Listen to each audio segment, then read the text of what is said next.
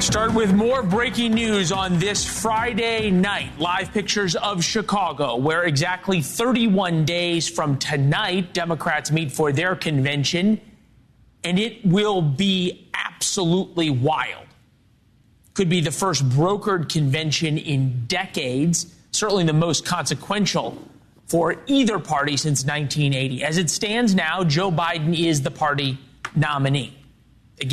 Once again, we are starting with news about the Democrats. Even the reprieve of the RNC has not subsided the mutiny against Joe Biden. Hour after hour after hour, more Democrats are calling on Biden to step aside.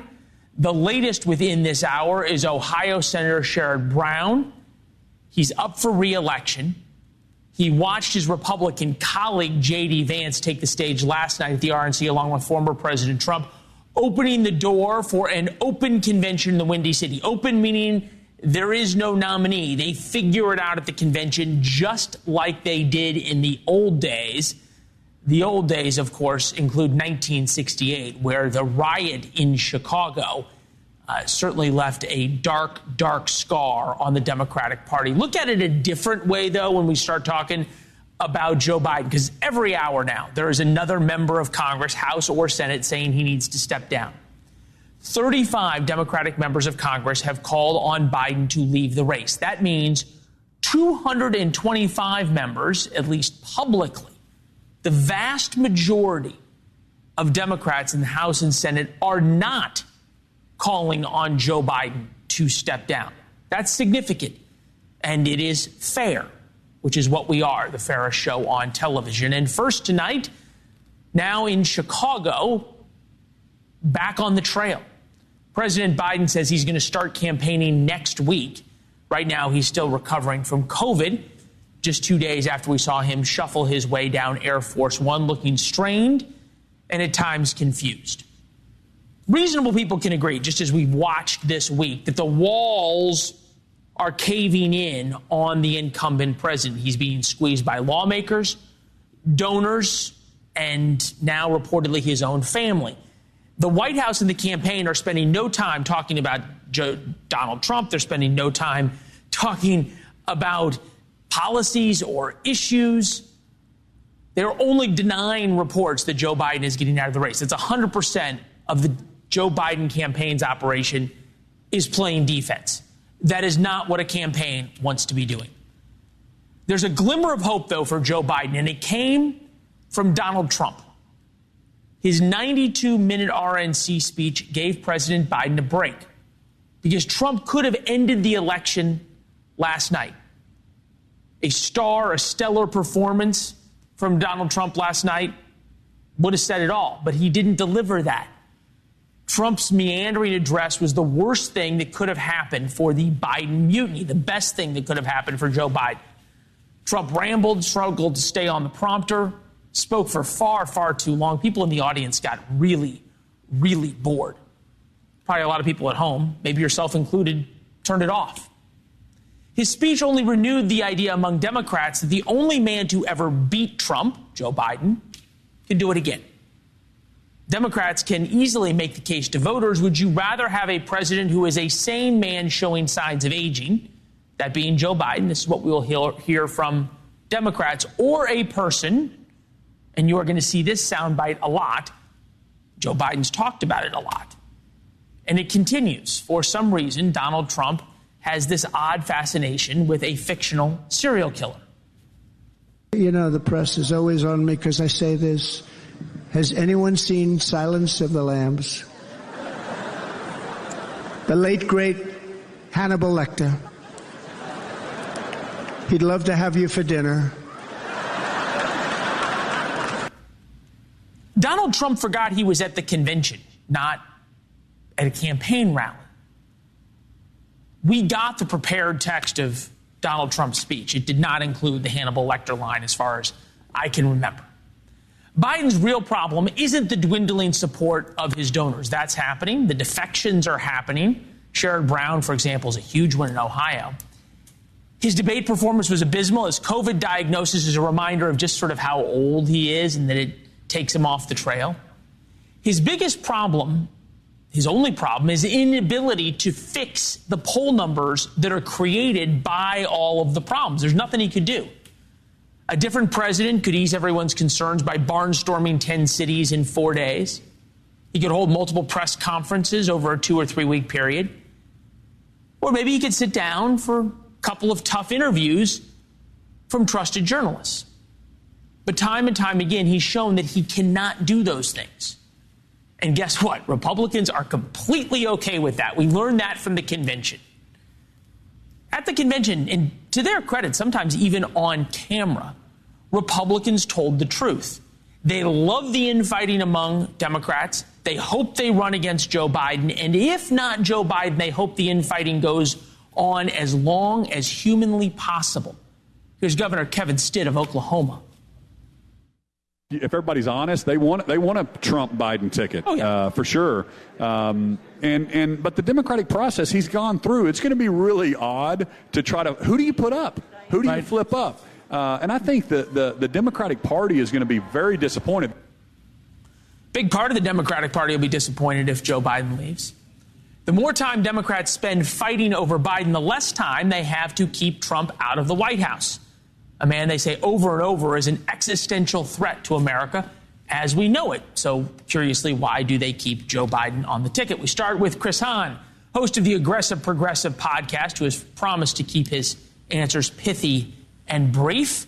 Former Senate aide to Chuck Schumer, and Jonathan Cott, former advisor to West Virginia Senator Joe Manchin. I am going to start with you, Jonathan, because your boss pointed out over and over again the only group giving a lifeline to Joe Biden is the far left, the progressive left, and in particular, Alexandria Ocasio-Cortez of New York, who went on Instagram Live last night during the last night of the RNC. We'll play that clip.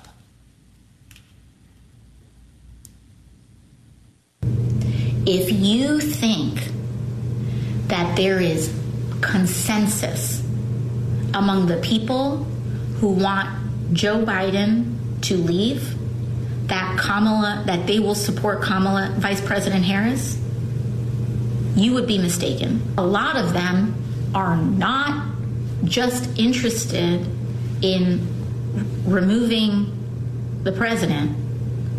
They are interested in removing the whole ticket. All right, Jonathan, why is the left saving Joe Biden number one, and is she wrong? I have no idea what she was trying to say there, but I also often don't know what AOC is trying to say. I think Joe Biden, if he wants to win the election, needs to go back to the old Joe Biden and appeal to the center.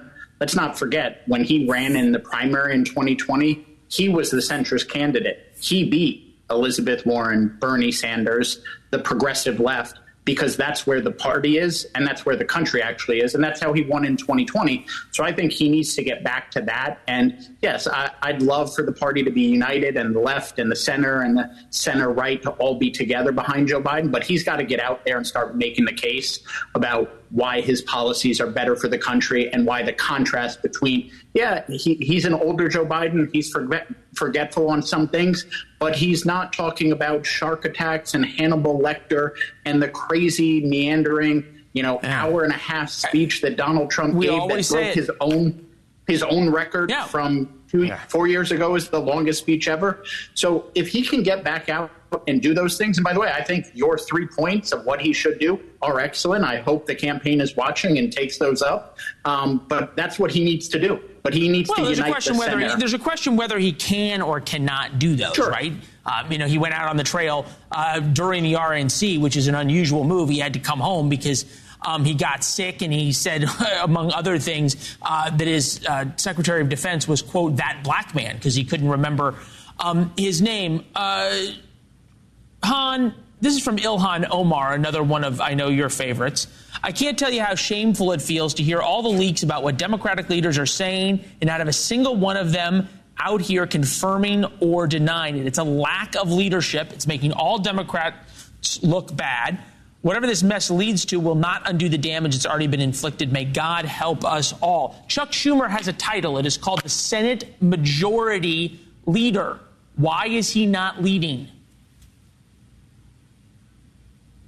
Oh, I don't think having the leaders out front right now pushing the president is going to help. I think that they've got to do that behind the scenes and usher him to the door, and I think that day is coming. And what I if heard leaders are not out front, AOC where are they? They're supposed to be in. I don't understand. If leaders aren't supposed to be out front leading, what's the point of being a leader? There's only one person who can make this decision, and that's Joe Biden. And he has to be persuaded to do it. He can't just be browbeaten, right? So you're getting some drips of people coming out every couple of hours saying they want him to go. Very big names the last couple of days. That is leading up to a bigger push from people like Chuck Schumer and Jeffries and Barack Obama and Nancy Pelosi and other stalwarts in the party who Joe Biden will listen to. And I do believe Joe Biden will not be on the ticket. And what I heard from AOC was, we'd be okay if Joe Biden wasn't on the ticket if you pick Kamala Harris, which is opening the door to Joe Biden not being on the ticket. At the end of the day, Joe Biden, no leader gets to pick who gets to be the next nominee of the Democratic Party. The convention delegates will have to do that. And I don't see a lot of people stepping up to challenge Kamala Harris at this point. So we'll see where we go. Yeah, no, it's a very good point. And you'd think even if somebody was going to step up, they'd be holding their fire right now. Todd, you may not watch the show very much on Friday because obviously you're out, partying and being popular as you are. But a common theme we have is never underestimate Republicans' ability to screw things up. And Donald Trump, whatever you think of him, squandered an enormous opportunity last night to read the teleprompter. It was a good speech. We all got copies of it. Tell the incredibly compelling story of his assassination attempt. Sit down and be quiet.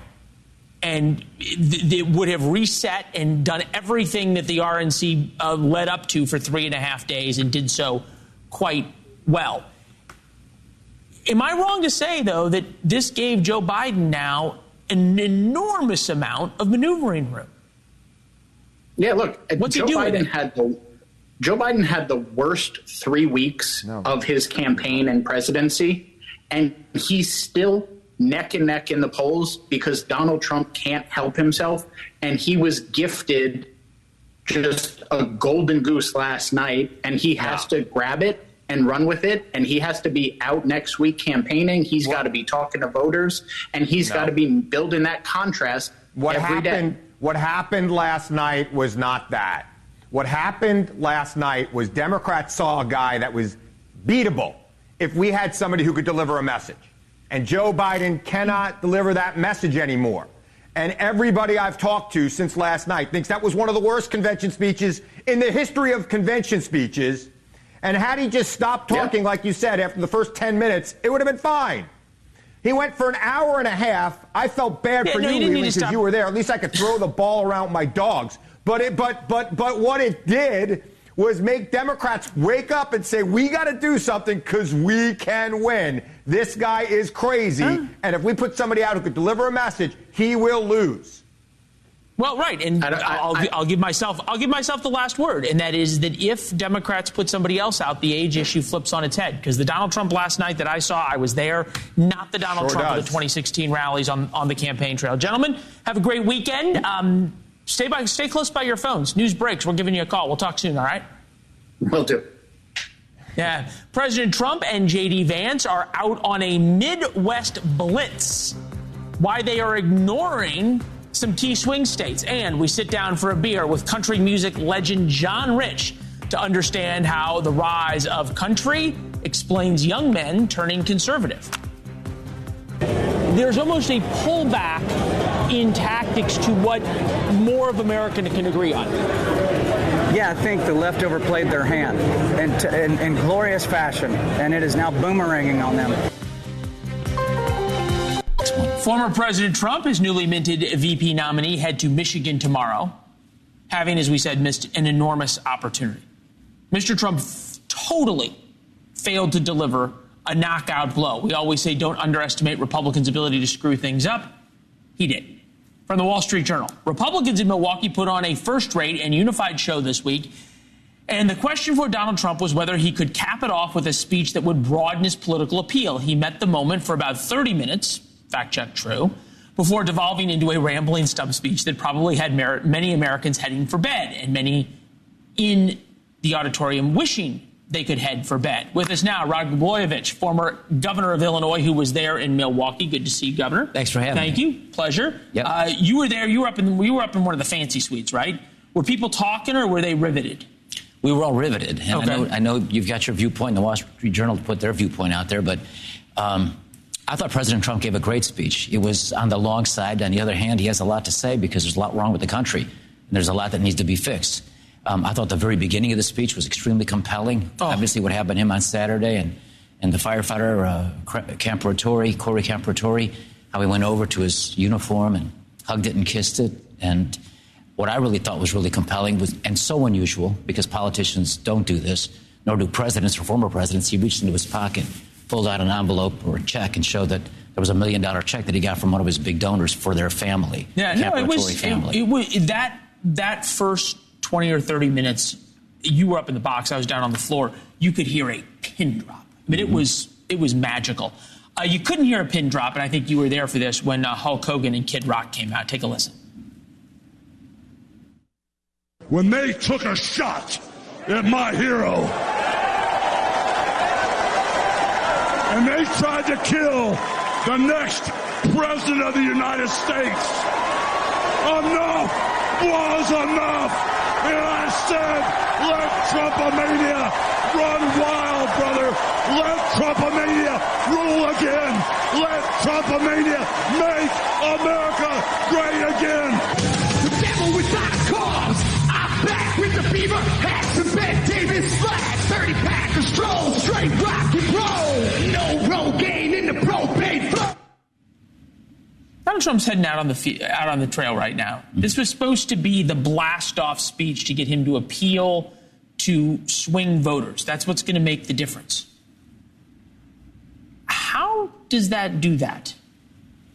Well, I think it did it first in the wake of what happened on Saturday, where President Trump, by just a quarter of an inch, was spared in the drama of all of that and the fortitude for him to get up the way he did with blood streaming down his face. I think that creates a very different dynamic in this election, unlike anything we've seen in modern political history. So you don't think we really understand the dynamic that the American people are feeling? That's correct. Well, I think a lot of us do. I frankly think there's something really unique and special now to his campaign. And I know you're focusing on the speech, and some of the pundits, the Wall Street Journal, of course, highly respected. They're saying he failed to do a knockout blow. But this isn't a 12-round boxing match. This always has to go the distance. There is no such thing as a knockout blow. And Trump's not running to beat Demosthenes or Cicero or be some great orator. He's running to be president of the United States, a man who can fix our country, a guy who's strong, who's tough, who's brave. And I know from my personal experience, kind. I think that came across in that speech. And I think the events of the last weekend showed a lot of that in Trump. And so I think he's, in some respects, larger than life. And he's going to carry all of that with him. And I think the voters appreciate the fact that he's this man. I think those independent voters who may be, struggling with his style and his personality, I think they're going to view Trump the way a lot of voters did in the 1980s with Ronald Reagan. They didn't agree with his opinions or views, but they supported him because they trusted him and they liked him. I'll give you the last 30 seconds. Yes. You know the Democratic machine very well. The Democratic machine turned on you. You know what that's like. Has the machine yet turned on Joe Biden? I know everybody thinks he's going to quit. I still think he's not going to. I know a lot of prominent elitist Democrats, I should say the larger voices in their party are pushing this because they're looking at the polling. But I don't know that any other candidate would do any better right now against Donald Trump, nor would they do better in November. My prediction, and I predicted the Cubs would win the NL Central, and right now, as they begin the second half of the season, they're last. But I still think he's going to stay in. And I think it's going to be a tough, long campaign, but I do believe President Trump has something unique and special going. And I think most of it has to do with the fact that the American people are sick and tired about how things are. 71% of the American people think we're going in the wrong direction. They want to vote for change. And Donald Trump is going to not only bring change, but also bring us back to an economy that was strong and prosperous and a country that was safe and secure. Well, I'll put it this way.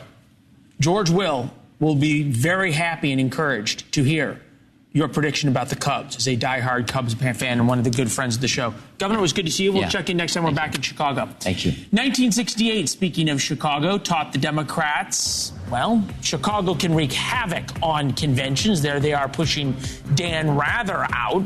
Forget riots outside. Why inside the convention might look a lot like these pictures.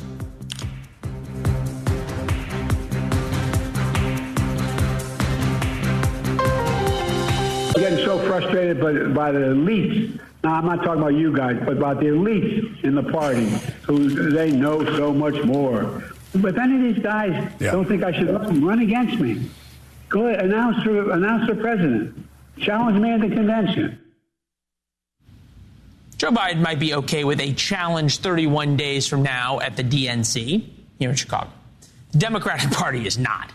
They plan a virtual nomination of him starting next week that would short-circuit, you might say, the democratic process. It's funny, because Republicans now call Democrats the real threat to democracy. Stick around long enough, everything happens. Strong-arm tactics like that did not work out well in the 1968 convention in Chicago. People rioted. They roughed up reporters inside the convention. So suffice it to say, if Biden wants to be the nominee, he will be. And he does have a new lease on his political life thanks to Donald Trump. Maybe that's 4D chess. Maybe Trump sort of rope-a-doped last night in order to keep Biden in. But if Biden drops out, it's possible to have an open convention, the kind of freewheeling craziness with back rooms and side deals that journalists dream about for their entire careers. Joining me now, managing editor of Sabato's Crystal Ball, Kyle Kondik, founder and contributor, Cook Political Report, Charlie Kirk. These guys also dream about brokered conventions. Kyle, in our lifetime, it will never have happened. Is it actually possible, and how would it work? So, back in the old days, it was very common for it to take many ballots at a convention to decide who the nominee was going to be. And that's when, the party leaders really had a lot of sway over what happened. The voters themselves didn't really have a lot of control because there weren't that many primaries and they weren't that important. But the last time a convention went to a second ballot was way back in 1952. So really, there's no great modern precedent. Now, there have been conventions since then in the 60s and 70s where it wasn't necessarily obvious maybe who the nominee would be, or the eventual nominee had to sweat it out, but it didn't actually go to a second ballot. So if we actually had that, it would be, again, unprecedented really in modern times. Okay, so Frank Luntz, who is a noted pollster, went through a list of names. Take a listen.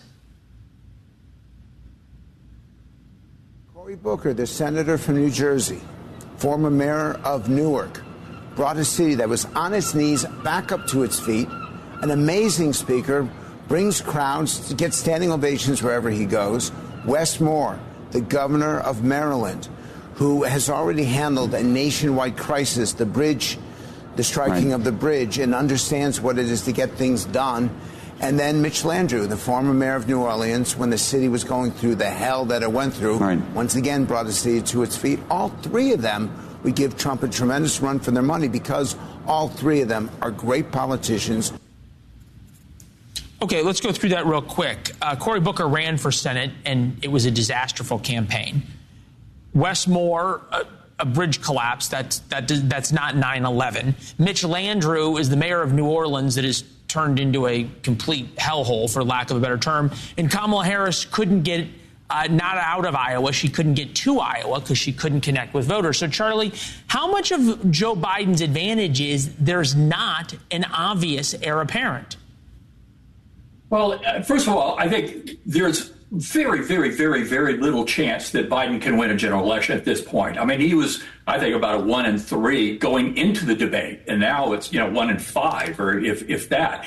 But the thing about it is, if this were a year ago, there's lots of people in the Democratic Party, including some of the people that Frank was talking about, that would be, worthy to look at. But at this time frame, and I'm not a huge Kamala Harris fan, but I'm not even sure that she would have opposition, because the thing is, it's too late.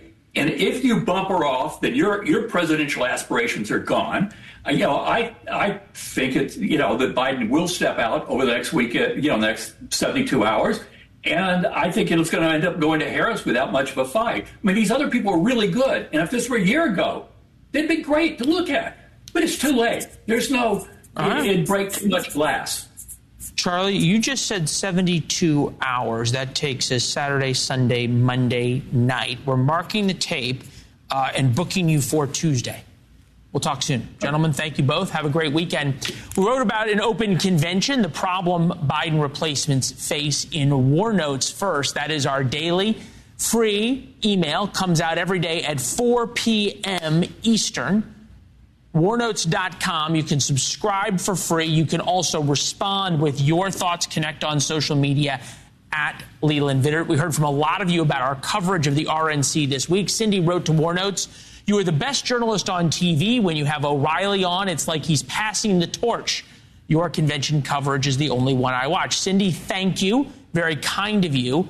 I know I will hear from O'Reilly if he is watching on this. So, Bill, my response to you, Bill's a mentor, grateful for the advice, and I still have an awful lot to learn. We're looking forward to talking to him on Monday morning.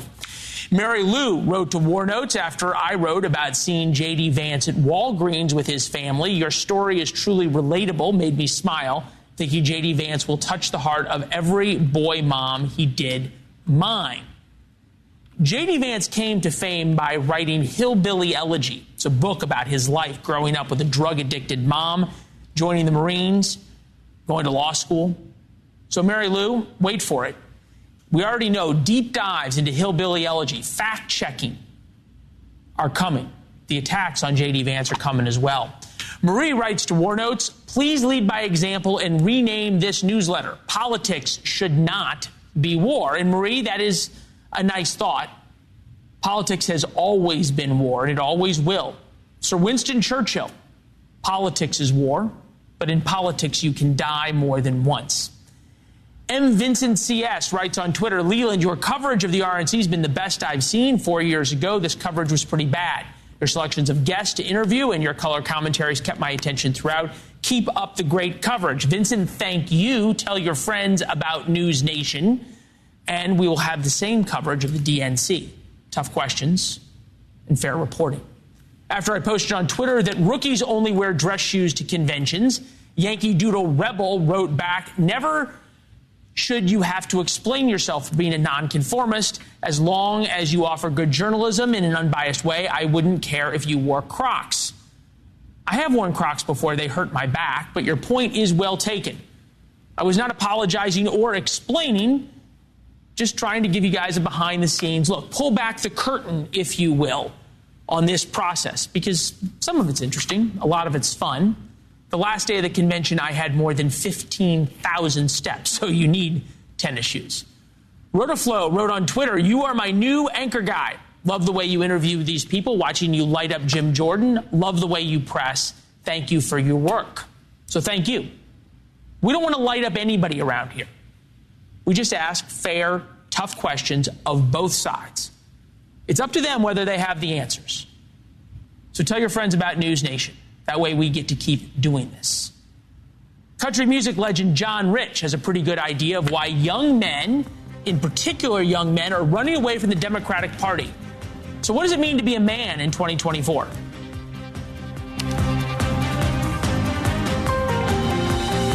Today, he's going to be out there for Flagstock singing for you guys at this party. All right, that was the RNC a couple of days ago. Flagstock's coming up Labor Day weekend. That is the celebration of the UNC fraternity boys who protected the flag during the pro-Hamas protests. Here they are. They were getting pelted with stuff, and still they kept the Hamas guys from ripping down the American flag. John Rich, country music star, is going to play a big concert for him. He was at the RNC. We caught up with John about how politics that is so divided in America is downstream of culture. His plan for trying to get culture back on the road and why so many young men are responding to it. You were the anthem of the Republican National Convention? I don't know. Maybe. What would you say? I don't know. That's what I'm trying to figure out. What has been the intersection now? How did country music and Trump become almost the same crowd? Well, in country music, our history since day one, these are your blue-collar songs. They're songs about real life, real stuff. It's not, there's no fluff to it. They just get to the point. Loretta Lynn and Merle Haggard and Johnny Cash and all that stuff. I mean, the coal miner's daughter, the coal miners were Democrats.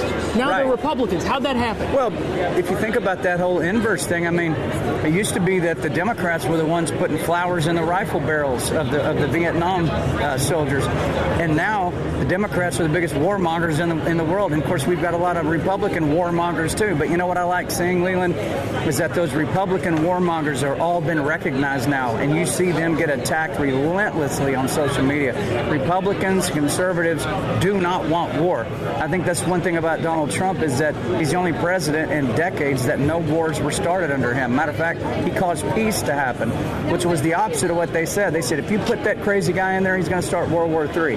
Now, where are we at right now? Is the cultural phenomenon that you're describing, is that because of Trump's policies or because of Trump's style? How much of this is about Donald Trump? How much of this is about a cultural divide in America?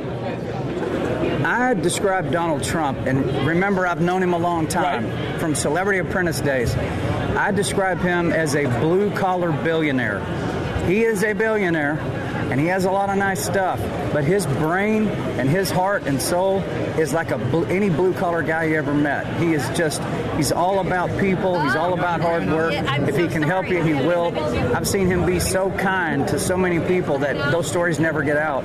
I think it's all of that. I think it's that's who the man is, and then what he brought to bear in our country helped us so much. We want to get it back. Understand the political part, understand your support of Donald Trump, but there's something in the water, if you will, in America where country music is experiencing a resurgence almost irrespective of politics. And we're seeing a lot of folks here that it's not nearly as much about politics as it is about culture.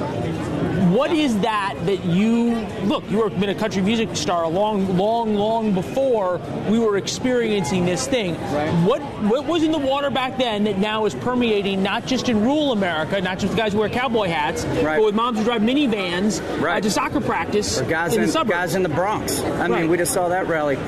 I think we've all realized that politicians, for the most part, are a bunch of liars on both sides of the aisle, and people are so sick of them and so sick of their just this lip service. They don't even talk like a regular human. They get on the news and they talk like this, and we're like, that's not even a real person.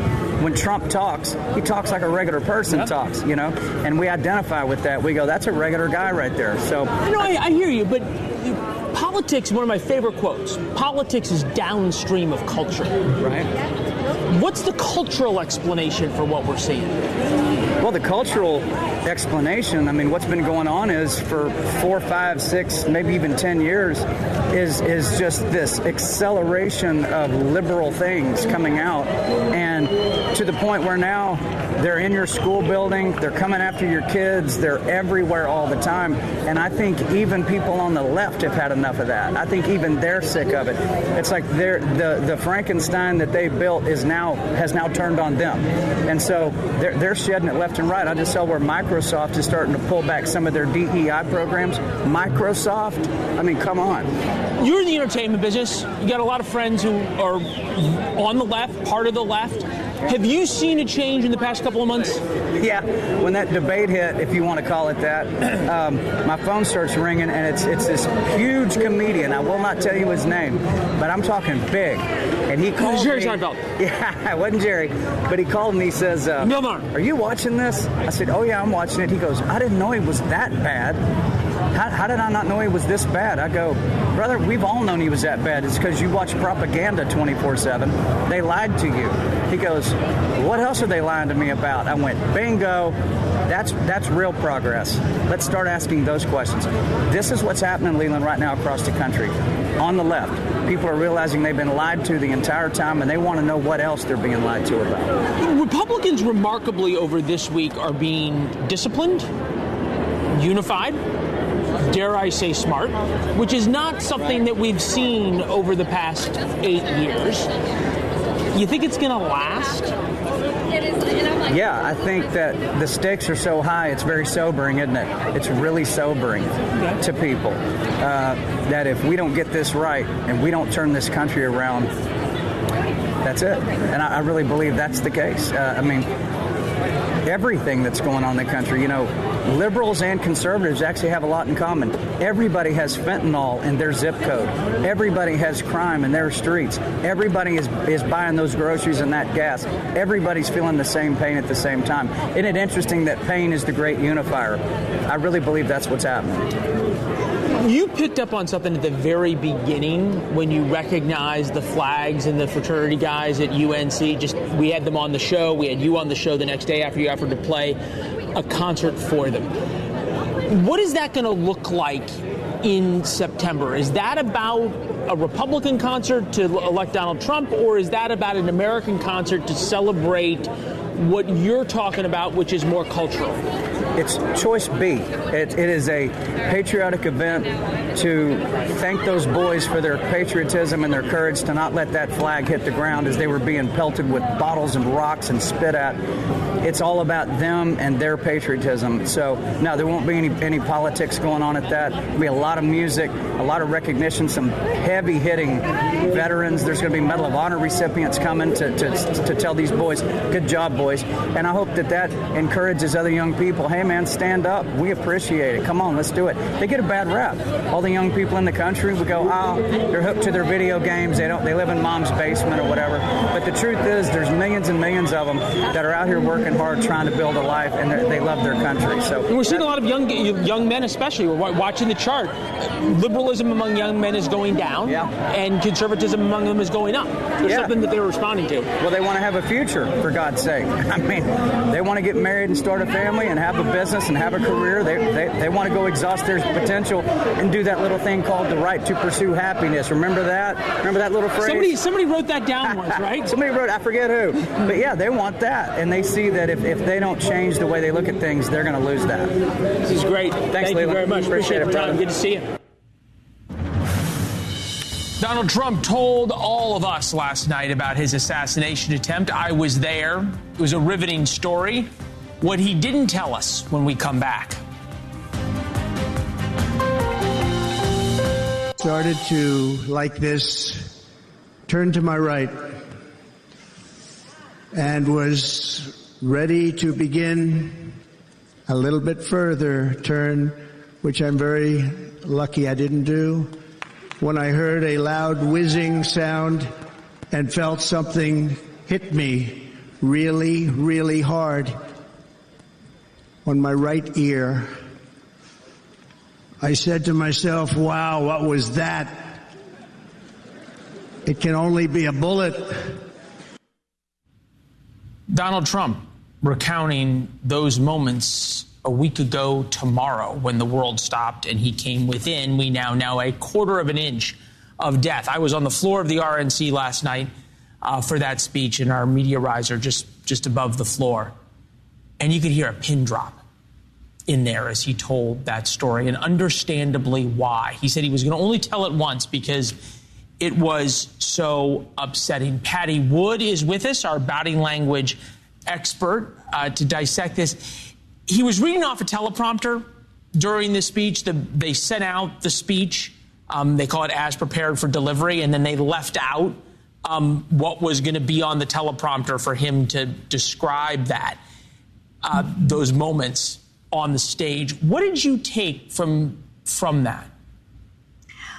I thought there were moments when he was sincerely choked up, especially when he said, I wasn't supposed to be here tonight, and the crowd said, yes, you were, and clapped and cheered for him. You could hear it in his voice. He did a lip compression to hold back the real potent emotional state. But what was really interesting in the moment after he said, I wasn't, is that then he twisted his mouth and he went into a smirk and he glinted at the audience, and you could see him delight in that moment of pleasure he was having, that the audience was cheering for him. It was really interesting. Yeah, I thought it was a fascinating time. It was early in the speech. Right. And had he stopped there or stopped after another 20 minutes of some policy stuff, it would have, I think, changed the election completely. Yeah, later the audience got really restless because he was more reading off the teleprompter. Oh, yeah. Well, and then he was rambling, and then the audience got really restless at 11 o'clock Central Time, midnight Eastern Time. It would be interesting to see the ratings if they go down towards the last part of the speech. We'll get those on Monday or Tuesday. The minute by minutes is what we call them. Something happened at the RNC that does not normally happen when it comes to Donald Trump, ever. They talked about Donald Trump, the softie, right? They humanized him. Almost every speaker had this story about Donald Trump, the man that we don't get to see. Not the guy on The Apprentice who fires people, but the grandpa, the friend, the kind boss. And the most interesting thing, I thought the best part of the whole RNC was his granddaughter, Kai, who happens to be an excellent golfer, speaking directly to him. Take a listen. I'm speaking today to share the side of my grandpa that people don't often see. To me, he's just a normal grandpa. He gives us candy and soda when our parents aren't looking. He always wants to know how we're doing in school. When I made the high honor roll, he printed it out to show his friends how proud he was of me. I know.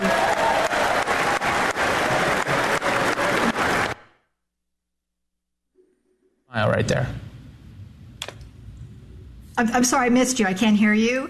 I just thought she was an incredibly confident speaker for her age. She had great comic timing. Also interesting, she had a lot of delight and pleasure of making fun of him in the funny stories. I felt that she was authentic. But it was very revealing when she talked about finding out that he'd been shot. She didn't show any fear. There was no trauma in her facial expressions and her voice. That was interesting. That was great. Yeah, it was interesting. Patty, we learn something new every time. Thank you very much. We appreciate it. We'll see you next week. And boy, what a week it has been. And you think when we said goodbye last Friday. Here's Chris. Thank you.